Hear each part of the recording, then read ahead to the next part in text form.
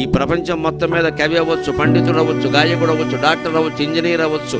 అన్నిటికంటే కష్టమైనది ఏదో తెలుసునండి, మంచి మనిషి కావడం చాలా కష్టం అమ్మా. ఇవాళ సమాజం ఎలా ఉందో గమనించండి. ఏ పత్రికైనా చదవండి, అన్ని మానభంగాలు, హత్యలు, ఘోరాలు, నేరాలు. ఎందుకు ఇలా తయారైంది? అదవుతారు ఇదవుతారు ఉండదు. నువ్వు మంచి మనిషి అయితే చాలు, ఇంకేం అక్క.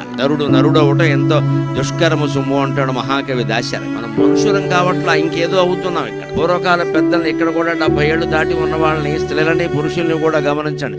వారి జీవితాల్లో ఏదో అవ్వాలి అనుకోలేదు. ఏదో భగవంతుడు ఆయుర్దాయం ఉన్నంతకాలం 2 మెతుకులు తిని మంచి పేరు తెచ్చుకుంటే చాలు, ఇంకేం అక్కల. వాళ్ళ ఆశయం అంతే, మంచి పేరు తెచ్చుకుంటే చాలు, ఇంకేం అక్కల. పిల్లల్ని ఆ మంచి పేరు తెచ్చుకోవడం కోసం ప్రయత్నం చేసి పెంచాలి. ఏదో వృత్తిపరంగానో డబ్బు పరంగానో ఎదగడం కాదు ఇక్కడ. అంటే భవిష్యత్తు గురించిన ఊహలు భయాలు వదిలేయాలి. పూర్తిగా వర్తమానం. నువ్వు భోగినాడు ఏ చలిమంట కాగుతున్నావో ఆ చలిమంట మీదే నీ దృష్టి అంతా ఉంటే, ఆ వెచ్చదనాన్ని అనుభవిస్తే వర్తమానాన్ని ఆస్వాదించడం అర్థం.